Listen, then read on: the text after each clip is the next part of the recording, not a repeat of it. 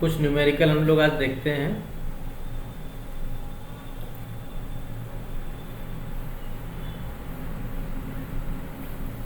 Capacitance के ही देखेंगे, combination के भी देखेंगे और कुछ जो है पीछे पड़ चुके हैं उसके भी देखेंगे। फिर हमारा जो लास्ट टॉपिक है इस यूनिट का डाइलेक्ट्रिक्स, वो देख लेंगे, फिर हमारा ये यूनिट ख़त्म हो जाएगा। ओके,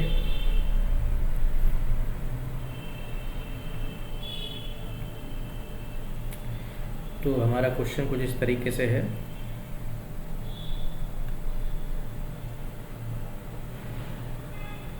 ये एक कैपेसिटर है, ये दूसरा कैपेसिटर है,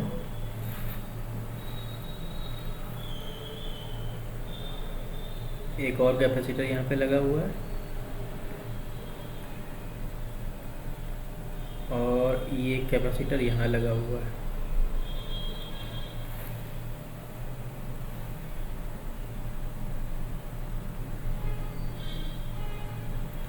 ठीक है, ये पॉइंट ए है, ये पॉइंट बी है। ठीक है, इसकी वैल्यू सी है, ये 4 माइक्रोफैरड है, ये 4 माइक्रोफैरड है, ये 4 माइक्रोफैरड है, और ये 1 माइक्रोफैरड है। क्वेश्चन हमारा ये है,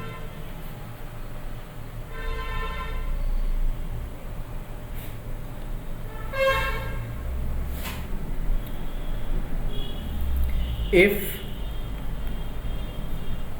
equivalent capacitance across AB is 2 microfarad, then find the value of C। ठीक है, C की वैल्यू हमको बतानी है, ये क्वेश्चन हमारा। इक्विवेलेंट कैपेसिटेंस हमको दिया गया है। ठीक है, चलिए जो दिया गया है उसकी बात तो बाद में करेंगे, पहले हमें खुद से इसका इक्विवेलेंट कैपेसिटेंस फाइंड आउट करना पड़ेगा। फिर जो भी वैल्यू आएगी इसको इक्वल में रखेंगे 2 माइक्रोफैरड के, हमारा आंसर आ जाएगा। ठीक है, अब इसमें समझ में नहीं आ रहा है कि पैरेलल कैसे है, सीरीज़ कैसे है, तो मैंने आपको बताया हुआ है कि पैरेलल और सीरीज़ कैसे देखेंगे। यहाँ पे मैंने मान लिया पोटेंशियल डिफरेंस ऐसे लगा दिया है V-0। ठीक है, अब देखिए ये ज़ीरो है तो यहाँ पे भी ज़ीरो होगा, यहाँ पे भी ज़ीरो होगा, यहाँ पे भी ज़ीरो होगा। ओके, अब यहाँ पे V है, लेकिन जब ये आगे जाएगा तो यहाँ पे एक कैपेसिटर है रास्ते में, तो यहाँ पे पोटेंशियल ड्रॉप होगा। मान लो ड्रॉप हो गया है capacitance X, sorry potential difference हो गया है X। यहाँ पे X है तो यहाँ पे भी X होगा और यहाँ पे भी X होगा। यहाँ से आगे बढ़ेंगे तो यहाँ पे पोटेंशियल डिफरेंस चेंज हो जाएगा, मान लो चेंज होके हो जाएगा Y। ठीक है, हमारे सारे के सारे कॉर्नर पे पोटेंशियल डिफरेंस या पोटेंशियल बन चुके हैं। अब हमको सिर्फ चेक करना है, क्या चेक करना है देखिए। इसके अक्रॉस कितना है V-X। ठीक है, इसके अक्रॉस कितना है X-0। तो इन दोनों के अक्रॉस तो डिफरेंट है, चलिए जो सेम है पहले उनको देखते हैं। इसके अक्रॉस कितना है X-0, इसके अक्रॉस कितना है X-0। इसका मतलब ये दोनों कैसे हैं आपस में, पैरेलल है। तो ये दोनों तो हो गए पैरेलल। तो अगर इन दोनों पैरेलल को मुझे बनाना होगा तो हम ऐसे बना लेंगे। 4 माइक्रोफैरड हमने इधर बना लिया और 1 माइक्रोफैरड हमने इधर बना लिया। ठीक है, इधर था मेरे पास X, इधर था मेरे पास 0। ये X है, ये 0 है। ठीक है, अब देखिए X वाला जो है किससे जुड़ा हुआ है, V से। तो ये X को यहाँ हम लोग जोड़ लेंगे किससे, सीधे V से। और ये क्या है, ये C है। ठीक है, ये जोड़ लिया। ये देखिए X वाला मेरा इधर से जुड़ा हुआ था, अब ये X वाला मेरा जुड़ा हुआ है Y से। ठीक है, तो X को हम जोड़ देंगे Y से, 4 माइक्रोफैरड है वो। तो X को मैंने यहाँ से आगे बढ़ाया, X को बढ़ाना है, सॉरी X को बढ़ाना है, तो X को मैंने यहाँ से आगे बढ़ाया।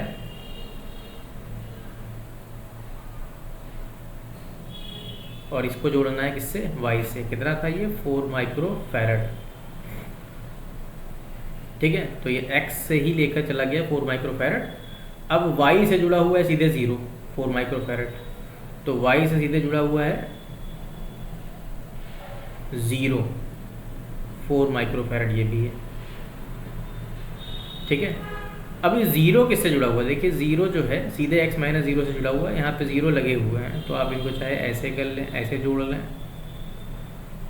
तो समझ में आ जाएगी बात। अब इससे क्या पता चला, तो इससे पता चला ये कि देखो भाई ये आपस में पैरेलल हैं, ये दोनों सीरीज में हैं, इनका जो भी रिजल्ट आएगा वो आपस में पैरेलल होगा। ठीक है, तो पहले हमें इन दोनों पैरेलल को सॉल्व करना है, तो इन दोनों पैरेलल को सॉल्व करेंगे, तो पैरेलल को सॉल्व करने में सीधे ऐड हो जाता है, तो 4 में 1 को ऐड किया, कितना हो जाएगा 5, तो वो हो गया सीधे सीधे 5 माइक्रो फैरड, x 0। और ये दोनों है सीरीज में, इन दोनों सीरीज को हम ऐड करेंगे तो वो इसके साथ पैरेलल में आ जाएंगे। और ऐड करने का तरीका मैंने आपको बताया हुआ है, ये 4 और ये 4 को मुझे ऐड करना है सीरीज में, तो सीरीज में 2 लगे हुए हैं, दोनों का इक्वल कैपेसिटेंस है। मैंने आपको बता के रखा है कि जो कैपेसिटेंस हो उसको लो और जितने लगे हैं उससे डिवाइड कर दो, कितना आ जाएगा 2। तो यहाँ पे कितना है 2 माइक्रो फैरड। ठीक है, तो ये भी मेरे पास हो गया x, देखिए इसकी स्टार्टिंग x से थी और कहाँ तक गया है 0 तक चला गया। बाकी ये जुड़ा हुआ है लास्ट में मेरा इधर C V से। ठीक है, अब ये दोनों पैरेलल हैं, तो इन दोनों पैरेलल को सॉल्व करेंगे, तो इन दोनों पैरेलल को सॉल्व करने पर सीधे क्या करना है, जोड़ देना है, तो कितना हो जाएगा 7 माइक्रो फैरड, 0 x C और ये हो गया V। अब ये दोनों किस में हैं भाई, इसके अक्रॉस v माइनस एक्स, इसके अक्रॉस x माइनस 0, तो ये हो गया मेरे पास सीरीज में। और सीरीज में हम लोग कैसे ऐड कर लेते हैं, सीरीज में होता है ऐड करने का तरीका, equivalent capacitance will be product of capacitance divide by sum of capacitance, बस हो गया। अब ये इक्विवेलेंट मेरा कैपेसिटेंस आया है और ये इक्विवेलेंट कैपेसिटेंस इक्वल है 2 माइक्रो फैरड के अकॉर्डिंग टू द क्वेश्चन। तो बस सॉल्व कर लेंगे, क्रॉस मल्टीप्लाई हम लोगों ने किया, तो 7 2 ज़ा 14, 2 को C से किया तो 2C, 2C को उधर ले गए तो 5C,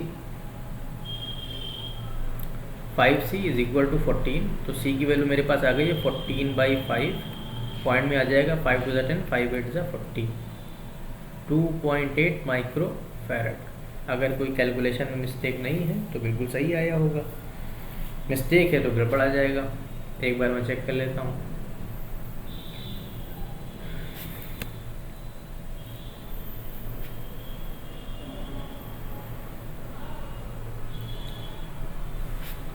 चला गया, ओके। तो अगर हमारी कैलकुलेशन ठीक है, 4 1 मिनट,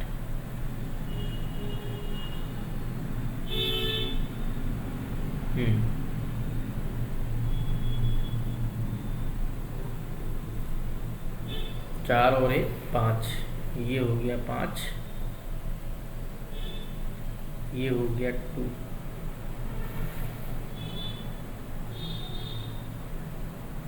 हाँ ठीक है, कैलकुलेशन हमारी ठीक है, तो बाकी सब कुछ ठीक है। तो नेक्स्ट हम लोग बढ़ते हैं आगे। एक क्वेश्चन और है, इम्पोर्टेंट है एग्ज़ाम के नज़रिए से। ये मेरे पास 2 प्लेट हैं कैपेसिटर की, दोनों प्लेट का जो एरिया है वो A है, इनका सेपरेशन D है। इसके बीच में हमने एक डाइलेक्ट्रिक डाला हुआ है इस तरीके से, K1 और K2।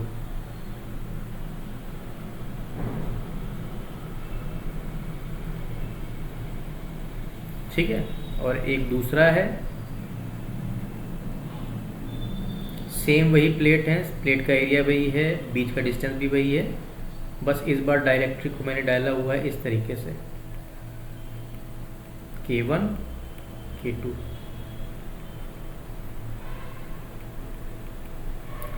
ठीक है, ये डाइलेक्ट्रिक है, यहाँ पे ये डाइलेक्ट्रिक है।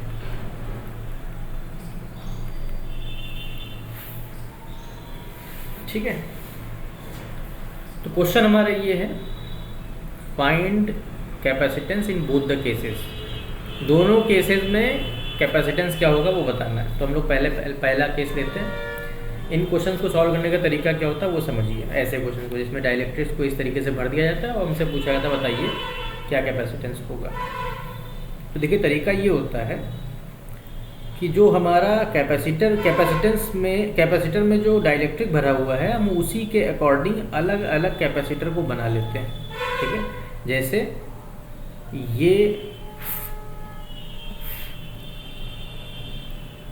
जैसे यहाँ से लेके यहाँ तक ये एक कैपेसिटर हम लोग मान लेंगे ऐसे, और इसमें डाइलेक्ट्रिक भरा हुआ है K1 इस तरीके से। अब क्योंकि ये आधी डिस्टेंस तक भरा हुआ है तो इसका डिस्टेंस हम लोग d/2 ले लेंगे, और एरिया वही रहेगा प्लेट का क्योंकि प्लेट की पूरे एरिया तक भरा हुआ है। और दूसरा कैपेसिटर हम लोग ये मान लेंगे जिसके अंदर डाइलेक्ट्रिक K2 भरा हुआ है और इसकी डिस्टेंस d/2 हो गई, एरिया वही है। बस अब बात आती है कि इन दोनों को जोड़ना हमें। अब कैसे जोड़ेंगे? तो अगर यहाँ पे देखेंगे तो दोनों यहाँ पे आपस में जुड़े हुए हैं तो इनको यहाँ पर जोड़ देंगे। चार्ज किस प्लेट पे दिया जाएगा? चार्ज तो इस प्लेट पे दिया जाएगा, इसका मतलब इधर चार्ज दिया जाना है और इधर तो हमारा क्या होगा, अर्थिंग करेंगे तो इधर अर्थिंग हो जाएगी। तो अब ये जो अरेंजमेंट दिख रहा है, इस अरेंजमेंट को अगर हम लोग देखें तो ये सीरीज अरेंजमेंट है। ठीक है, हम लोग इसको क्या देखेंगे, ये सीरीज का अरेंजमेंट है। सीरीज में इस तरीके से अरेंज किया जाता है। तो हम लोग इसको सिंपली सीरीज की तरीके से सॉल्व करेंगे और कुछ नहीं करेंगे। सबसे पहले हम लोग इसका कैपेसिटेंस निकालेंगे, मान लेंगे इसका कैपेसिटेंस C2, फिर इसका निकालेंगे C1, इसका निकालेंगे C2, और जो इक्विवेलेंट कैपेसिटेंस निकलता है सीरीज में वो निकाल लेंगे। क्या होता है 1/C equivalent is equal to 1/C1 plus 1/C2। बस, तो हमें C1 और C2 चाहिए पहले। तो C1 की वैल्यू हमारे पास क्या है कि देखो भाई कैपेसिटेंस का फार्मूला तो यही होता है K∈0A/d, ये होता है। तो हमको ये फार्मूला लगाना है, तो हो जाएगा K1 A∈0 और d की जगह पे क्या है d/2 है तो 2 ऊपर चला जाएगा। इसी तरीके से C2 निकालेंगे हम लोग, K2 A∈0 और d की जगह पे क्या आ जाएगा d/2, 2 ऊपर चला जाएगा। यही C1 और C2 की वैल्यू यहाँ पे पुट कर लेंगे ऊपर वाले फार्मूले में, ये हमारे इसमें मेथड में, और हमारा इक्विवेलेंट कैपेसिटेंस आ जाएगा, यही हमको चाहिए। तो 1/C is equal to 1/K1 A∈0 to d ऊपर चला जाएगा, plus K2 A∈0 to d ऊपर चला जाएगा। अब अगर ध्यान से देखें हम लोग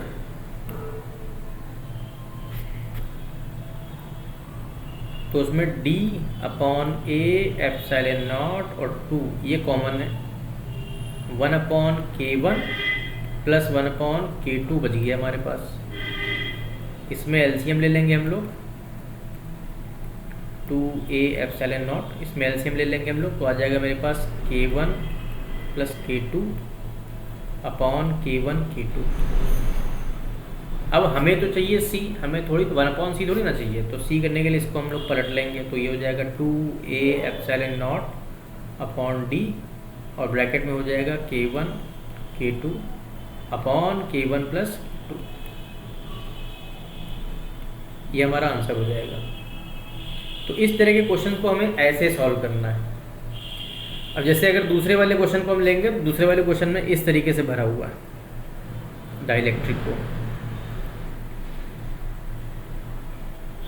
यहाँ K1 यहाँ K2,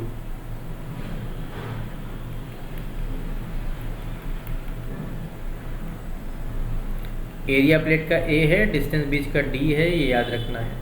तो यहाँ पे दो अगर हम लोग मान के चलेंगे कैपेसिटर, तो एक ऊपर ये वाला हो जाएगा, यानी इस तरीके से हो जाएगा K1, और एक नीचे हो जाएगा K2। ठीक है, K1 हो जाएगा, K2 हो जाएगा। यहाँ पे चार्ज दिया जाएगा, यहाँ पे अर्थिंग की जाएगी, ये समझना है हम लोगों को। तो चार्ज कहाँ देना है? चार्ज तो यहाँ पे दिया जाएगा। अर्थिंग कहाँ होनी है? अर्थिंग यहाँ होनी है। तो ये अगर हम लोग ध्यान से देखेंगे तो अर्थिंग वाला वायर भी जुड़ा हुआ है आपस में। ये देखिए, ये जो हमारी प्लेट है ये आधे आधे एरिया तक इनमें भरा हुआ है। मतलब ये हमारे पास जो एरिया है, ये जो एरिया है, ये प्लेट ये है, ध्यान रखेंगे, प्लेट ये है, एक्चुअल प्लेट ये। मैंने थोड़ा सा हॉरिजॉन्टल बनाया था, समझ में नहीं आ रहा होगा, चलिए इसे यहाँ बना देता हूँ। ये प्लेट है, प्लेट ये है, इनमें इस तरीके से भरा हुआ है, ठीक है। ये दूसरी प्लेट है K2, ठीक है। मुझे भी थोड़ा सा डिस्टरबेंस हो गया था यहाँ पर, ठीक है। अब देखिए चार्ज कहाँ पे देना है? चार्ज यहाँ दोनों पे देना है, ऐसे। अर्थिंग कहाँ पे देनी है? अर्थिंग यहाँ दोनों पे देनी है, ऐसे। तो ये कैसा अरेंजमेंट है? ये पैरेलल अरेंजमेंट है। अगर ये पैरेलल अरेंजमेंट है तो पैरेलल की तरह सॉल्व करेंगे। तो हम लोग इसका कैपेसिटेंस मान लेते हैं C1, इसका कैपेसिटेंस मान लेते हैं C2, वो हमको निकालना है। और पैरेलल में हम लोग कैसे निकालते हैं? C, दोनों को सिंपली ऐड कर लेते हैं, तो बस ऐड कर लेंगे C1 C2। C1 निकालेंगे तो C1 will be equal to K1, area यहाँ पे हाफ है तो एरिया हाफ कर देंगे एप्सिलॉन नॉट, लेकिन D पूरा का पूरा वही लेंगे क्योंकि डिस्टेंस तो वही है। C2 अगर निकालेंगे तो K2, एरिया हाफ कर देंगे एप्सिलॉन नॉट और D वही रहेगा। अब ये दोनों वैल्यू उठा के उसमें रख देंगे, हमारे पास आंसर आ जाएगा K1 A epsilon not 2D plus K2 A epsilon not 2D। इसमें हमें कॉमन दिख रहा है A epsilon not upon 2D और ब्रैकेट में आ जाएगा K1 प्लस K2। ये हमारा आंसर हो जाएगा। तो इस तरह के क्वेश्चंस को हमें ऐसे करना है, ठीक है। और कुछ क्वेश्चंस हमारे जो होते हैं वो मेटेलिक प्लेट वाले भी होते हैं। तो मेटेलिक प्लेट वाला भी एक आध क्वेश्चन हम लोग देख लेते हैं। मेटेलिक प्लेट में कुछ क्वेश्चन ऐसे होंगे कि सिर्फ हमारे पास प्लेट्स होंगी, कैपेसिटेंस ऑफ मेटेलिक प्लेट्स, ठीक है। अब जैसे मान लो हमारे पास ये प्लेट है, एक प्लेट ये हो गई, एक प्लेट ये हो गई, एक प्लेट ये हो गई, एक प्लेट ये हो गई, ठीक है। इन दोनों को हमने ऐसे जोड़ दिया, इन दोनों को हमने ऐसे जोड़ दिया, इसको हमने बोल दिया A, इसको बोल दिया B, ठीक है। और हर प्लेट के बीच की जो डिस्टेंस है वो D है, डिस्टेंस D हम मान के चलेंगे और प्लेट का एरिया हम A मान के चलेंगे। एयर कैपेसिटर है, इनके बीच में एयर है, किसी भी तरह का डाइलेक्ट्रिक नहीं फील्ड है। इसका इस तरह के कैपेसिटर का हमको कैपेसिटेंस बताना है, ठीक है। कैसे बताएंगे देखिए। सबसे पहले तो हमें देखना पड़ेगा कि इसमें 1 2 3 4 कुल मिला के 1 2 3 4 प्लेट हैं। तो 4 प्लेट हैं तो 4 प्लेट का हमको पोटेंशियल डिफरेंस देखना पड़ेगा। उसके हिसाब से हम लोग देखेंगे कि ये सीरीज़ में है कि पैरेलल में है, कैसे अरेंजमेंट है वो समझेंगे हम लोग। तो उसके लिए मान लेते हैं यहाँ पे हमने पोटेंशियल डिफरेंस अप्लाई किया हुआ है V-0। तो अगर यहाँ पे मैंने V अप्लाई किया हुआ है तो इस प्लेट पर भी V आएगा और इस प्लेट पर भी V आएगा। यहाँ पे 0 अप्लाई किया हुआ है तो यहाँ पर भी 0 आएगा और यहाँ पर भी 0 आएगा। अब देखो सारी प्लेट के ऊपर पोटेंशियल जो आने वाला था वो हमने बना दिया है। प्लेट 1 के ऊपर पोटेंशियल कितना है V, प्लेट 3 के ऊपर पोटेंशियल कितना है V, प्लेट 2 के ऊपर पोटेंशियल कितना है 0, प्लेट 4 के ऊपर पोटेंशियल कितना है 0। तो अगर इसके बीच देखेंगे हम लोग तो पोटेंशियल डिफरेंस है V-0, ठीक है। इसके बीच देखेंगे तो कितना है V-0 और इसके बीच देखेंगे तो इसके बीच भी V-0 है। तो इसका मतलब तीनों जो ये जो अरेंजमेंट है ये वाला अरेंजमेंट, ये वाला अरेंजमेंट और ये वाला अरेंजमेंट, तीनों में ही पोटेंशियल डिफरेंस जो है वो V माइनस ज़ीरो है। ओके, अब अगर ये तीनों में ही V माइनस ज़ीरो है, इसका मतलब हम ये मान के चलेंगे कि इस अरेंजमेंट से 3 कैपेसिटर बन सकते हैं और तीनों ही कैपेसिटर आपस में पैरेलल हैं। बस हम लोग उनको वैसे ही बना लेंगे।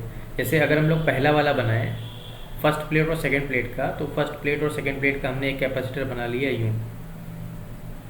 फिर दूसरा वाला जो मुझे बनाना है वो सेकंड प्लेट और थर्ड प्लेट का बनाना है, ठीक है। तो सेकंड प्लेट और थर्ड प्लेट का बना लिया। इसी तरीके से थर्ड प्लेट और फोर्थ प्लेट का बनाना है, ये बना लिया। और ये तीनों आपस में पैरेलल अरेंज है, यानी इस तरीके से अरेंजमेंट है इनका, ठीक है। तो आप देखेंगे हमारी सेकंड प्लेट 2 बार यूज़ हुई, ये सेकंड प्लेट थी, यहाँ पे भी यूज़ हो गई सेकंड प्लेट, यहाँ जो थर्ड प्लेट थी वो 2 बार यूज़ हुई है, ठीक है। तो ऐसा नहीं कि प्लेट जो एक बार लगी है उसका यूज़ एक ही बार करना है, 2 बार भी यूज़ होता है। कितने कॉम्बिनेशन बन रहे हैं वो सारे कॉम्बिनेशन हमको लेने पड़ते हैं पोटेंशियल डिफरेंस के अकॉर्डिंग। तो यहाँ पे हमारे प्लेट्स भले ही 4 हैं, 1 2 3 4, लेकिन उनके कॉम्बिनेशन से कैपेसिटर कितने बन सकते हैं? 3, और तीनों अरेंज कैसे हैं? पैरेलल में, ठीक है। हर प्लेट के बीच की डिस्टेंस दी है, बस इतना याद रखना है, एरिया ए है, तो सबका कैपेसिटेंस सेम आने वाला है, ठीक है, क्योंकि एरिया सेम है और डिस्टेंस सेम है। तो इसका कैपेसिटेंस हमने मान लिया C, इसका भी मान लिया C, इसका भी मान लिया C। तो इक्विवेलेंट कैपेसिटेंस जो हमारा हो जाएगा वो हो जाएगा 3C।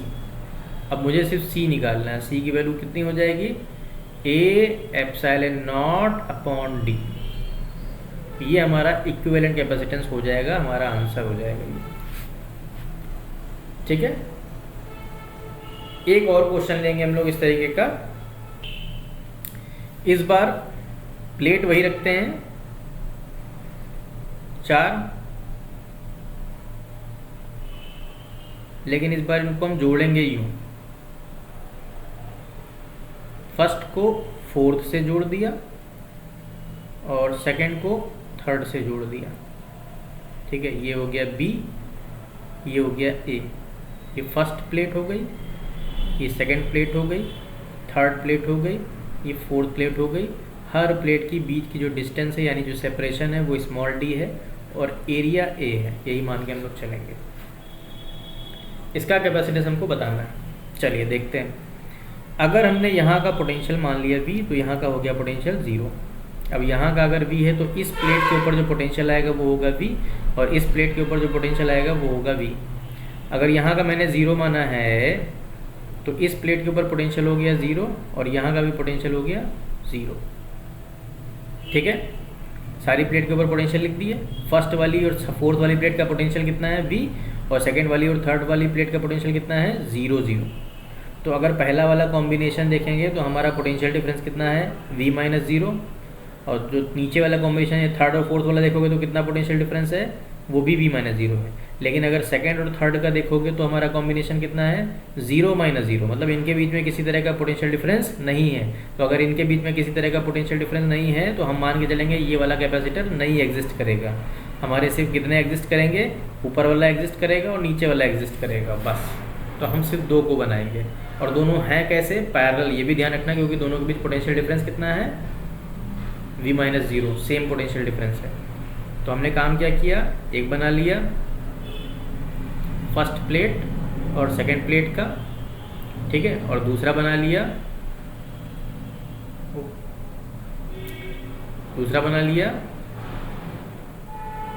थर्ड प्लेट और फोर्थ प्लेट का बना लिया, और बीच वाला हमारा कुछ नहीं बन पा रहा है, ओके। तो बीच वाला हम लोग नहीं बनाएंगे। अब यहाँ पर इन दोनों में चार्ज जाएगा, यहाँ पे हम लोग ग्राउंडिंग करेंगे, ठीक है। तो ये तो सिर्फ बताने के लिए ग्राउंडिंग और चार्ज जाएगा, बाकी तो पैरेलल दिख रहा है। प्लेट का एरिया A है, सेपरेशन D है, तो इसका मतलब कैपेसिटेंस दोनों का सेम रहेगा, इसका भी C, इसका भी C। तो equivalent capacitance will B 2 times of C। हमें सिर्फ C निकालना है और C की वैल्यू हो जाएगी A/0/D, ठीक है। हमने इसीलिए दोनों के ले लिए। यहाँ पे कॉम्बिनेशन हमारे 2 बने हैं, यानी 2 कैपेसिटर मिलके बन के आए हैं जो पैरेलल में थे आपस में, ओके। तो हमारा लास्ट टॉपिक इस चैप्टर का डाइलेक्ट्रिक्स।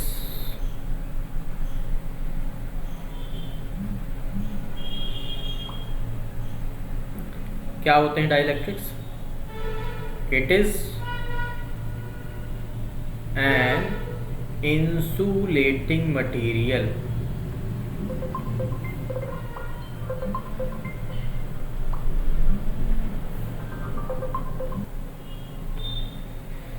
Insulating material. अब इंसुलेटिंग मटेरियल का मतलब जो इंसुलेटर में खासियत होती हैं वो सारी की सारी खासियत होंगी। क्या खासियत होती हैं? In which electrons are tightly bound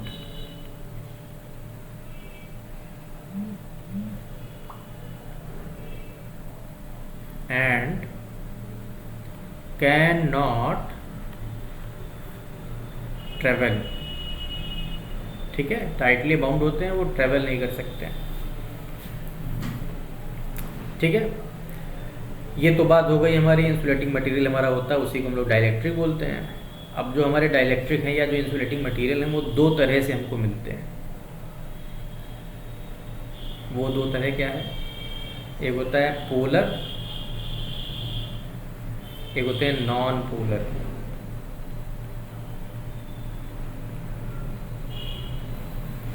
polar और नॉन पोलर। पोलर और नॉन पोलर का मतलब क्या है समझिए। जैसे हमारे पास सपोज CO है और एक CO2 है, कार्बन मोनोऑक्साइड है और कार्बन डाइऑक्साइड, मैंने ये ले लिया। ठीक है, अब मुझे CO को अगर बनाना है तो वो कुछ ऐसा बनेगा। ठीक है, आप लोग को पता बनाना आता होगा। CO2 को बनाना है तो कुछ ऐसा बनेगा।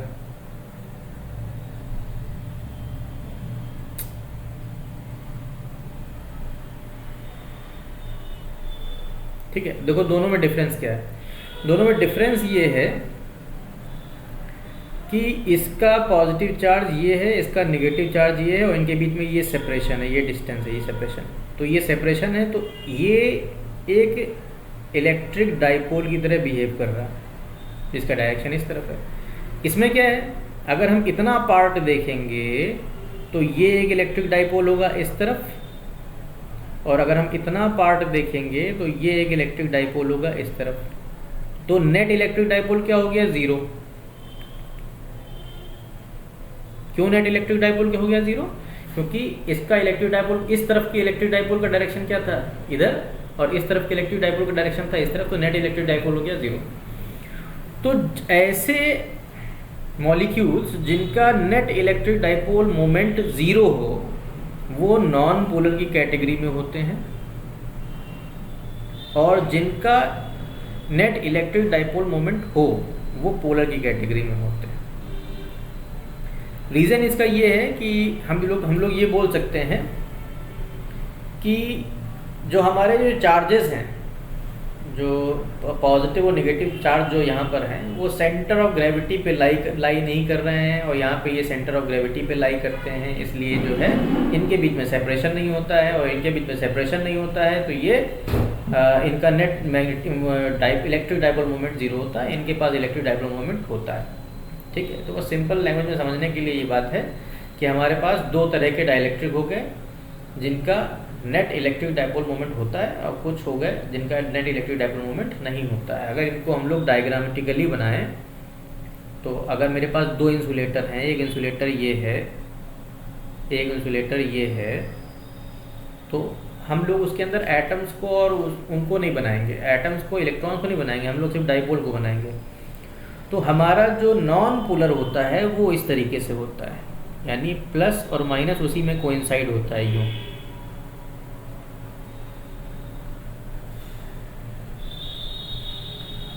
इस तरीके से।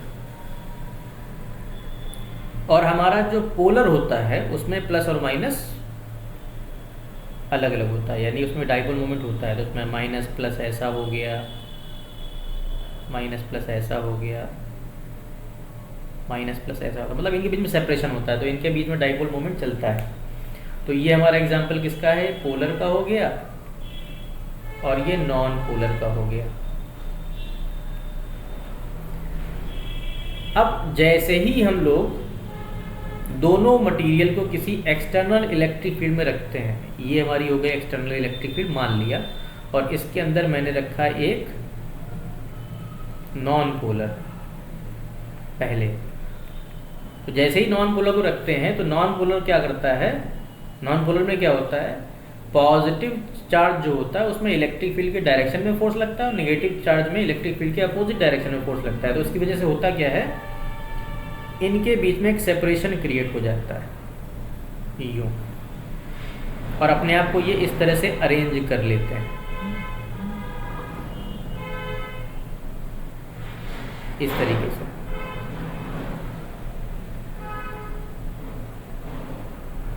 ध्यान से देखें तो इस तरफ आ चुका है प्लस, इस तरफ आ चुका है माइनस। हमारे लिए यही बात इंपॉर्टेंट है कि इस तरफ माइनस आ चुका है, इस तरफ प्लस आ चुका है। इसी तरीके से अगर हम पोलर को रखें तो पोलर में तो पहले से ही माइनस प्लस था, यानी कि पहले से ही इलेक्ट्रिक डाइपोल मोमेंट था, बस वो रैंडम मोशन में था। तो ये इसके मोशन को अरेंज कर देता है इलेक्ट्रिक फील्ड एक्सटर्नल वाली, और इनको भी स्ट्रेट कर देता है, यानी कि अलाइन कर देता है ऐसे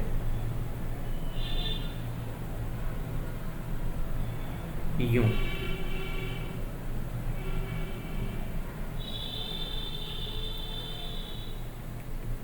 यानी इधर माइनस आ गया, इधर प्लस आ गया, अरेंज हो गया। तो चाहे पोलर डाइलेक्ट्रिक हो चाहे नॉन पोलर डाइलेक्ट्रिक हो, दोनों को ही एक्सटर्नल इलेक्ट्रिक फील्ड में डालने पर दोनों का बिहेवियर सेम होता है। ये पोलर था, ठीक है, दोनों का बिहेवियर सेम है। बिहेवियर सेम होने का मतलब ये है दोनों ही अपने इलेक्ट्रिक डाइपोल मोमेंट को शो करते हैं और अपने आप को अरेंज कर लेते हैं, बिल्कुल अलाइन कर लेते हैं इलेक्ट्रिक फील्ड के डायरेक्शन में, अलाइनमेंट हो जाता है उनका। इससे क्या फ़र्क पड़ेगा, तो देखिए फ़र्क इससे ये पड़ेगा कि जैसे हमारी ये एक इलेक्ट्रिक फील्ड, हमारा ये दो प्लेट्स थी, हमने इसमें इधर प्लस चार्ज दिया था, इसमें इधर माइनस चार्ज दिया था। इसकी वजह से इसके अंदर एक इलेक्ट्रिक फील्ड क्रिएट हो गई थी जो इस डायरेक्शन में थी ऐसे। अब जैसे ही इसके अंदर हम लोग कोई डाइलेक्ट्रिक इंट्रोड्यूस करते हैं, तो डाइलेक्ट्रिक इंट्रोड्यूस करने पर होता क्या है, ये चाहे पोलर हो चाहे नॉन पोलर हो, ये अपने आप को ऐसे अरेंज कर लेता है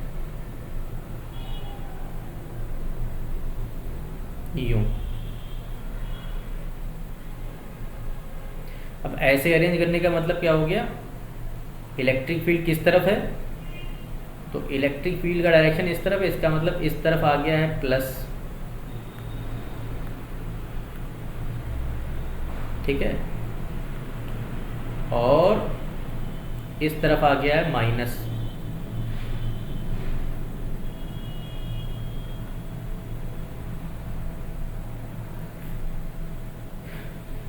तो अगर हम ध्यान से देखें तो इस लैटिस पर, यानी जो हमारा डाइलेक्ट्रिक है, इसके सरफेस पर इस तरफ माइनस चार्ज हो चुका है और यहाँ पर प्लस चार्ज हो चुका है। इससे क्या फ़र्क पड़ेगा, फ़र्क ये पड़ेगा कि इसके अंदर अपनी खुद की इस डायरेक्शन में एक इलेक्ट्रिक फील्ड आ चुकी है, जिसका डायरेक्शन हमारी जो एक्सटर्नल इलेक्ट्रिक फील्ड थी उसके अपोजिट है, जिसकी वजह से हमारी जो नेट इलेक्ट्रिक फील्ड है वो डिक्रीज हो जाएगी। कितनी हो जाएगी, तो एक्सटर्नल इलेक्ट्रिक फील्ड थी जिसको हमने ई नॉट बोल दिया, उसमें से हम इंटरनल इलेक्ट्रिक फील्ड को माइनस करेंगे तो हमको मिलेगी net electric field, that will be reduced, जो रिड्यूस होगी, कम होगी। अगर वो रिड्यूस हो गई है तो हमारा जो पोटेंशियल होगा वो भी रिड्यूस हो जाएगा, क्योंकि पोटेंशियल हमारा ये होता है, और पोटेंशियल अगर रिड्यूस होगा तो हमारी कैपेसिटी इंक्रीज हो जाएगी, यानी कैपेसिटेंस इंक्रीजेस। तो इस तरीके से किसी भी डाइलेक्ट्रिक को प्लेट्स के बीच में रखने पर हमारी कैपेसिटी बढ़ जाती है। ओके, ये बिहेवियर होता है। अब इसमें दो बातें, एक होती है dielectric strength,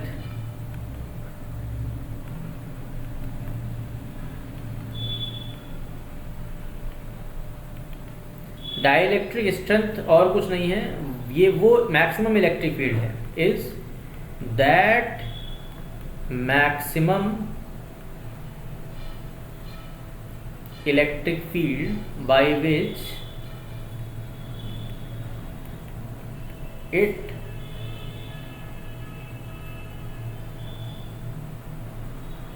bound electron to itself. ये वो मैक्सिमम इलेक्ट्रिक फील्ड की वैल्यू है जिससे वो किसी इलेक्ट्रॉन को बाउंड करके रखता है अपने आप से, ठीक है। तो ये हमारी डाइलेक्ट्रिक स्ट्रेंथ कहलाती है। तो ये जितनी ज़्यादा होगी हमारी कैपेसिटी उतनी ही ज़्यादा बढ़ेगी, जितनी ये कम होगी हमारी कैपेसिटी उतनी ही कम हो जाएगी, ठीक है। कहने का मतलब मेरा ये है कि ये हमारी प्लेट थी जिसको हमने चार्ज दिया था, इस प्लेट की वजह से यहाँ पे इलेक्ट्रिक फील्ड बनी थी, और यहाँ पे मान लो मेरा ये डाइलेक्ट्रिक रखा हुआ है। अब इसके अंदर ये डाइपोल इस तरीके से है, अब इसमें ये इलेक्ट्रॉन इस तरफ खींचा जा रहा है, इसके ऊपर फोर्स लग रहा है इस तरफ लगातार, लेकिन इसको ये वाला प्लस चार्ज अपनी तरफ खींच के रखे हुए है, किससे? अपनी इलेक्ट्रिक फील्ड से, ठीक है। अपनी इलेक्ट्रिक फील्ड से इस तरफ फोर्स लगा रहा है। भाई इलेक्ट्रॉन पे अपोजिट डायरेक्शन में फोर्स लगता है, तो ये इलेक्ट्रॉन को अपनी तरफ खींच रहा है। अब ये इलेक्ट्रिक फील्ड की वो मैक्सिमम वैल्यू, ठीक है, वो वाली मैक्सिमम वैल्यू जिससे ये इस इलेक्ट्रॉन को रोक पा रहा है, उसको हम लोग बोलते हैं डाइलेक्ट्रिक स्ट्रेंथ। अगर मेरी ये वाली वैल्यू इस वैल्यू से बड़ी हो जाएगी, यानी एक्सटर्नल इलेक्ट्रिक फील्ड की वैल्यू इस वैल्यू से बड़ी हो जाएगी, तो ये इलेक्ट्रॉन निकल के चला जाएगा कहाँ? इस प्लेट में। अब हमारी कैपेसिटी रीच हो जाएगी, अब इससे ज़्यादा कैपेसिटी नहीं बढ़ सकती अगर ऐसा हो गया। इसको हम लोग बोलते हैं ब्रेक डाउन। क्या होता है ये? Break down. कब होगा break down? If external electric field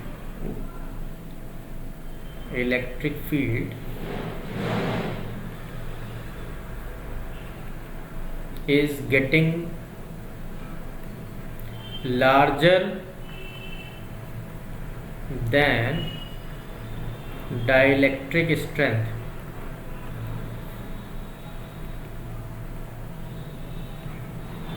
then electrons lose their bond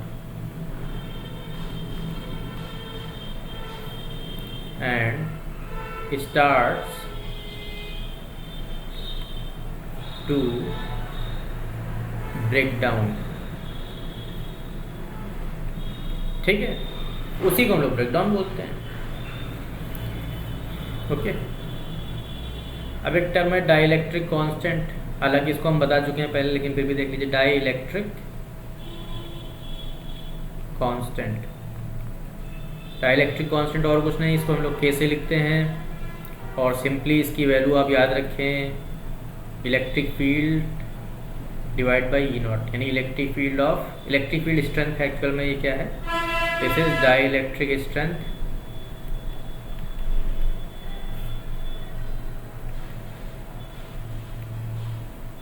divide by external electric field, okay. Formula आपका यही है, आपको याद रखना है, E upon E not, dielectric constant का, ओके। अब जिसका डाइलेक्ट्रिक कांस्टेंट ज़्यादा, वो हमारे लिए बेस्ट मटेरियल होता है